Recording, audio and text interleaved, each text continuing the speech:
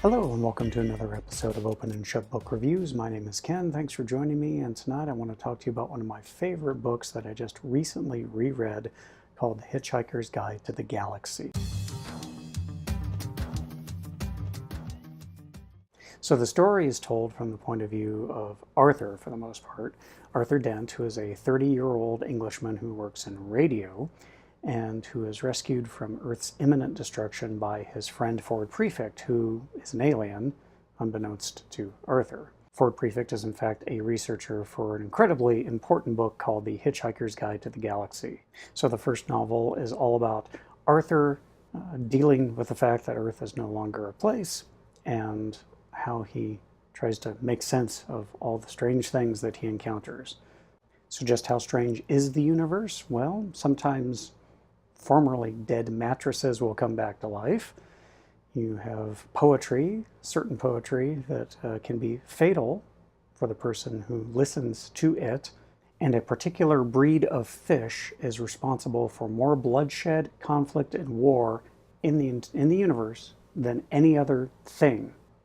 This goldfish, this one particular goldfish. So as far as characters, you have Arthur Dent, who basically, he feels like he's not dumb, but he has a very narrow worldview.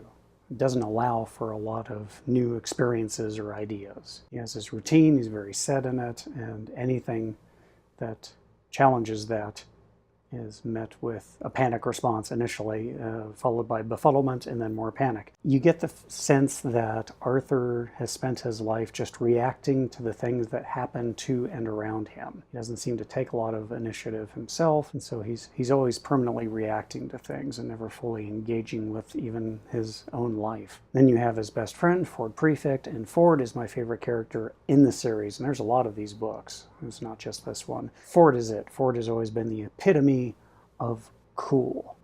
He is extremely knowledgeable, as you would expect for someone who writes and researches for a travel guide. He's not beyond panic. He does occasionally get scared and he does occasionally panic, but usually those bouts of anxiety and panic are very small, and once he's over that, he goes right back to being his same Zen self. Ford is definitely a better model for how to live your life than, say, Arthur or the other main character, which I'll get to in a second. You have Trillian, aka Trisha McMillan, who is the only other person to survive the destruction of Earth, thanks to the fact that she met an alien at a house party in London and left to go see the stars with him, thereby missing the destruction of the Earth. Unfortunately, she's not much of a character. She doesn't really do much in this book. In later novels, she does, and she's much better used, but in this one, she's basically just kind of there. She's the girlfriend of the other main character, not Arthur. I'm getting to the other main character in a second.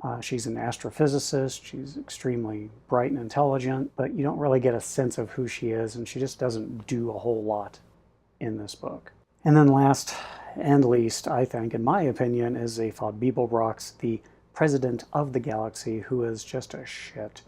He is so narcissistic, so full of himself, and with no reason to be. I mean, he's somewhat clever, but most of the time he's just bluffing his way through every situation so that other people don't see how insecure he actually is. He is annoying. If you met this person in real life, you would hit them repeatedly.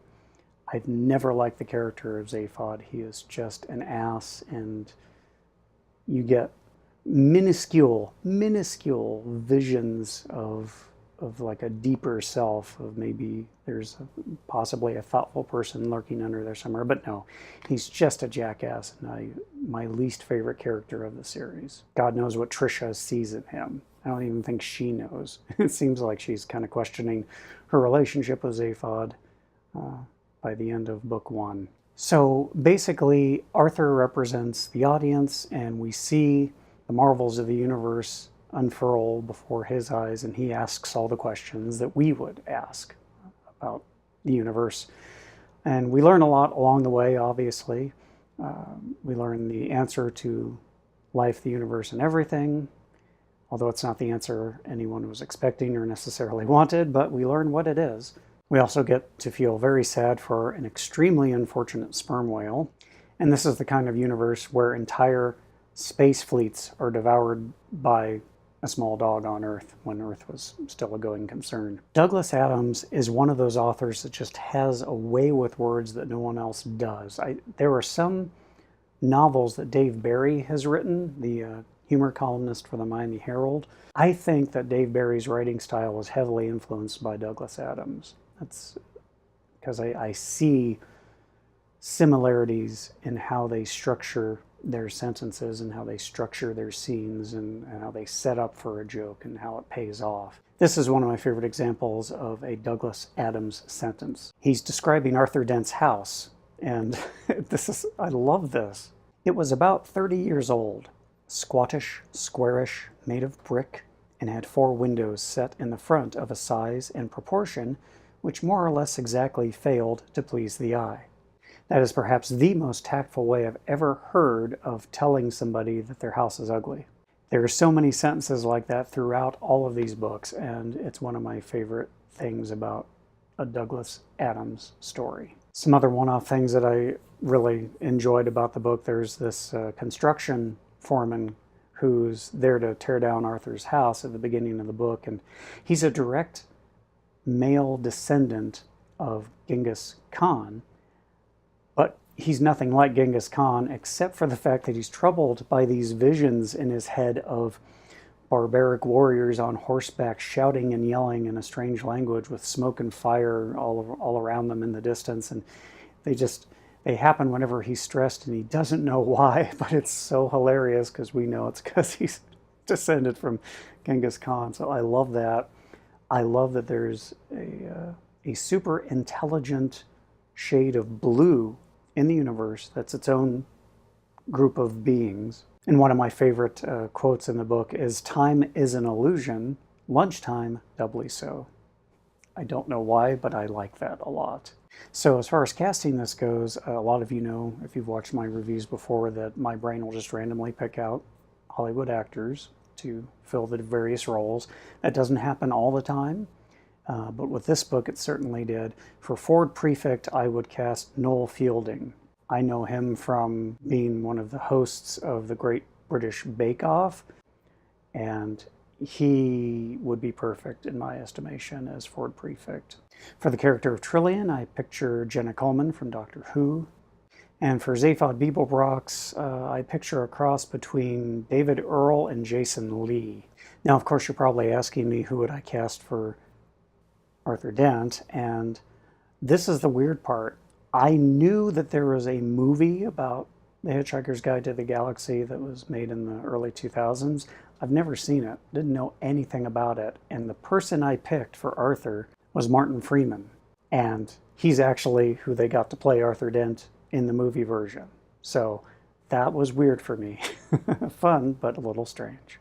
So overall, yes, I heartily recommend this book to you. If you're looking for something that's just silly and fun, pure brain candy to take your mind off the seriousness of the world in which we find ourselves living in, then this is great. It's a great reread.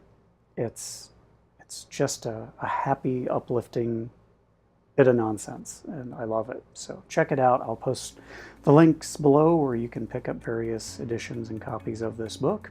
If you have any suggestions for books you would like me to review, please send them to me, ken@openandshutreview.com. Thanks for joining me as always. Until next time, I'm Ken McKim. You take care and read more books.